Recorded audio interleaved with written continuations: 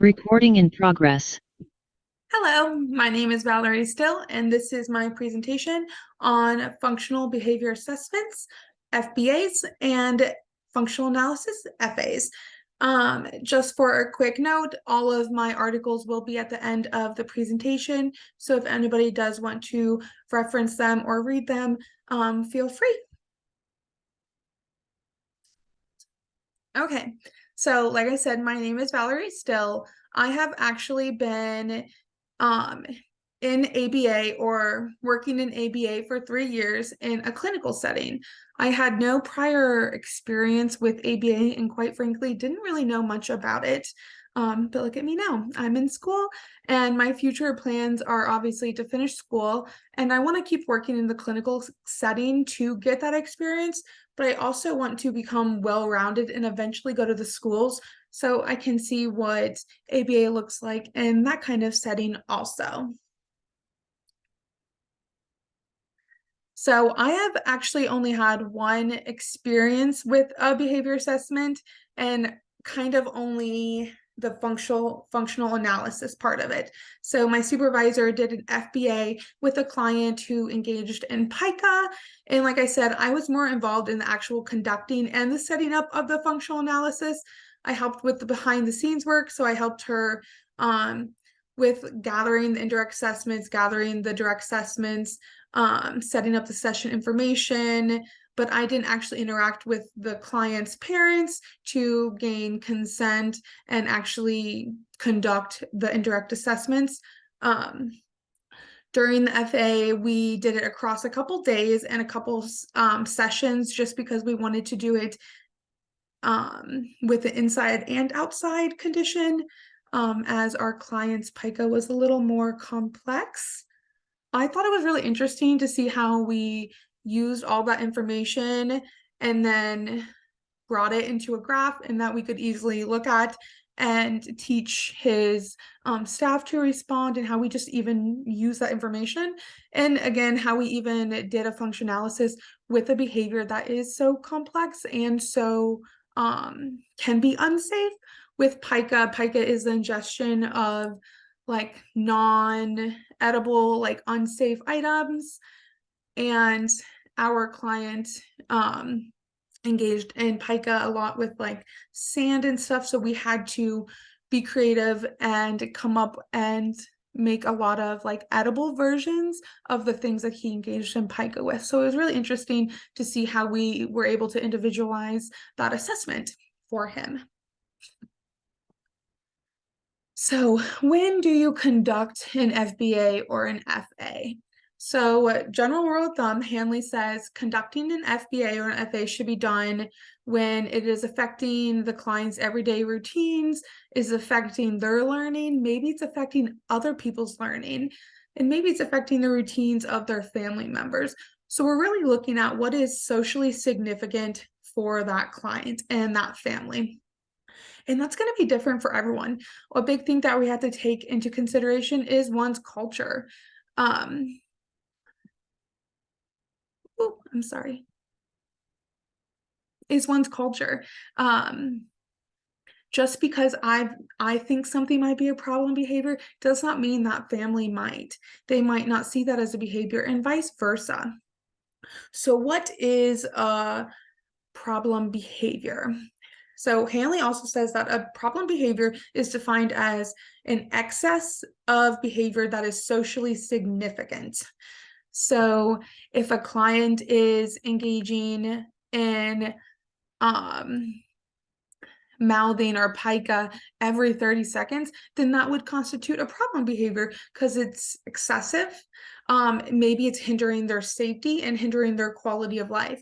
You know, if you're ingesting a lot of like unedible things, then you might have other medical or problems that occur from that. So that is one thing that constitutes a problem behavior. So we're looking at things that impacts, like I said earlier, impacts the client and their family. So what is socially significant? What is important to them? So what is a functional behavior assessment? So it is defined as a collection of methods lots of different methods to gather information about the antecedents, the behavior, the consequences to determine the function. So a lot of different collection methods to figure out the before the behavior, the actual behavior, after the behavior, and why. So antecedents, we're looking at what is occurring before the behavior. So if we are trying to find something with the antecedents, then we might look at motivation. We're looking at the actual behavior. What does the behavior look like? And then the consequences. What are the impacts of the behavior? What is happening after the fact to make the behavior occur more often? And then the function is why the behavior is occurring. So FBAs and FAs help us determine why. We're able to look at the reason for people engaging in behaviors. So an FBA is a multi-process assessment. There's 4 different steps. We want to gather information, interpret that information, test the hypothesis, and then develop the interventions. So when we gather information, we're looking at indirect and direct assessments, and then we're going to take that and interpret it. So to the right, I have a data triangulation chart. That is a chart that we can look at the 3 different methods of information that we gather to see if there's any comparing or similar antecedents, behaviors, or consequences that we can pick out to look at the why. And then after we do that, we're going to conduct and test our hypothesis doing an functional analysis, and then develop interventions and respond appropriately based on the results of that. Okay, so in an FBA, you gather information. You can do this through indirect methods. Indirect methods are methods that are not face-to-face with the client. This might be interviews with any person who comes in contact with the behavior in the client.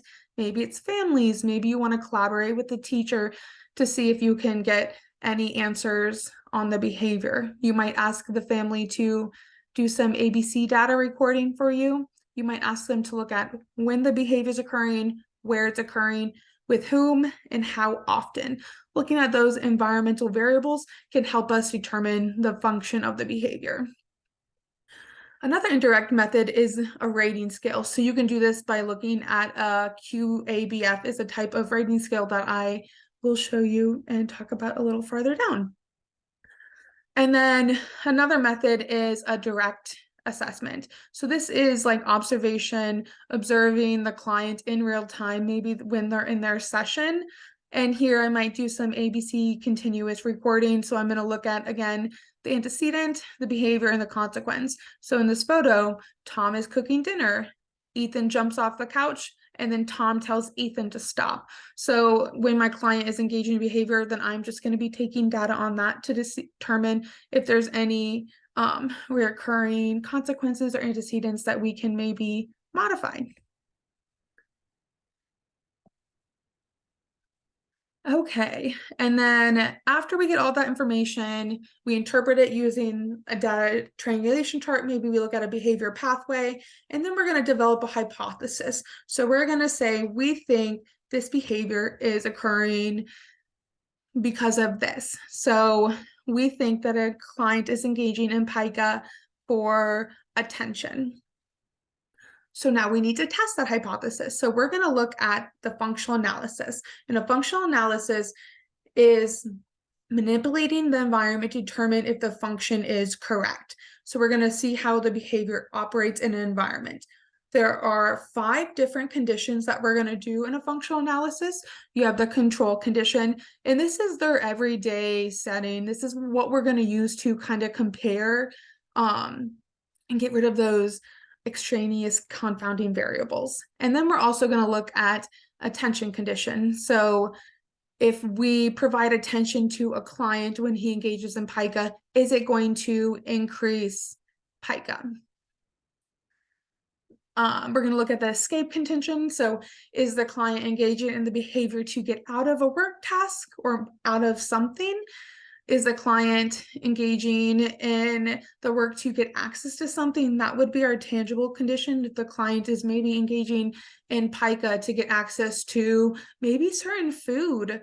And then contingent alone would be, we're going to set up the environment so that the client is either alone or is like ignored for that behavior to see if maybe the client is engaging in that behavior for automatic reasons.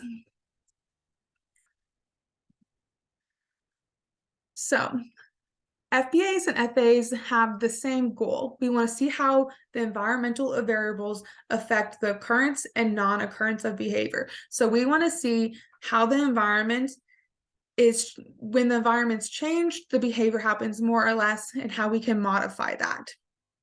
So an FA is conducted within an FBA. It's part of the process. Whereas an FBA looks at more elements. So it has that multi-step process. So it can be more time consuming. You're going to have to conduct more assessments. You have all your indirect assessments, direct assessments, and then actually getting to conducting that functional analysis. So it might take a lot more time, but it is going to be more thorough. So there is a higher chance that the function is actually the correct function. So which do we use? So if you already have an idea on the function, so if you already see a kid maybe staring at you every time he is spitting, then you might determine that the function might be attention. And so you might just use a functional analysis if that spitting is excessive, because you kind of have an idea of what the function is. So now we're just going to test it. But if you're not really sure what the function is, then we're going to do that functional behavior assessment. So we're going to look at all the extra elements to really determine and make sure that this is the actual function. And we also want to do that with severe problem behavior, because it can be severe, and a functional analysis can increase behavior through reinforcing different contingencies, that we want to make sure that we do an FBA for severe problem behaviors to really get the different types of data collection methods. So my organization tends to conduct more FBAs. They tend to do more of the indirect and direct assessments, although they do not go further in, and I don't see too many functional analysis conducted. At the intake of a client's session, the parents do sign a consent form, giving the right to conduct like the indirect and direct assessments. If a client does need a functional analysis, that would be an additional consent would be needed for that. So there is actually no formal process that I could find or I was able to get information from for FBAs in my workplace or FAs, but I do know what I did in the workplace, so I know what we are doing. And that is identifying a problem behavior. So we prioritize that for an intervention, and we look at what is socially valid. And then we're going to do our indirect assessments. So we have a parent interview that we do, and we also have like a motivation assessment scale interview that I was able to find. And then we often send out a QABF to our employees. To the right is a QABF. You just score the numbers and then add them up, and it tells you the highest score in each different function. Again, you have the attention, escape, the non-social, physical, and then the tangible. And then we also do a lot of direct assessments. So we do a lot of sitting in, direct observations, and ABC data. But again, we don't do much of that functional analysis. So after you identify the behavior, you do the indirect, you're going to hypothesize, and test. So when my work does do the functional analysis, we look at information. So we're going to write out a procedure of how long the sessions are going to occur, where, and when to terminate the sessions if unsafe behavior does occur. We're going to talk about the data collection and then the conditions. This is actually a photo of the functional functional procedural analysis procedure that I did at my work. We talked about the session information, how long they were going to be, when we were going to terminate it. Because it was pica, we wanted to be specific to make sure that we were being safe with it. We talked about the data collection, and then we defined what pica was. And then we have the conditions in which what the client engages in and how we are going to respond. We talked about all the materials needed. So if my client engaged in pica, then staff was going to ignore that behavior. If my client mandated, staff was going to do this. If the client engaged in other behavior, staff was going to do that. And we had that written out for every single condition, so we knew what to expect when going into the functional analysis. And then using the collected information. So we use that to interpret our information. We made a graph. We have Central Reach that makes graphs for us, but we also use Excel because we were looking at different elements and different conditions. So Excel was the easiest one for us. And then we just did a visual analysis to interpret the results. After that, after you interpret the results, then you're going to want to share and collaborate with the parents of the results, to let them know of like, here's what we are seeing, this is how we are going to respond, obviously get their consent, and then we're going to put everything that we just did into practice. So we're going to use the data that we were given to make changes to the BSP. So for like my client engaging in pica, we're going to make changes so that they know how to respond to those specific behaviors, and then we're going to train staff on how to also respond to those behaviors, because just because we have the information, now we need to put it into practice to develop interventions, make changes to the BSP, and make sure everyone is responding consistently. So in conclusion, overall, I think my experience of FBAs and FAs are pretty limited in the lack of that my work does with them. I would love to see how they are conducted in other settings. In addition, I would love to see more conducted at my job compared to my coursework. And compared to what I said earlier, like FBAs and FAs should be conducted when there is excessive behavior, when we are looking at behaviors that are socially significant. So in compared to my work, those are not conducted as much as I would think they should be. My question for you guys is, your work have procedures that are in place for the FBAs? I wonder if my work isn't conducting them as much just because there is no written procedure in. Thank you all. Here are the references that I said.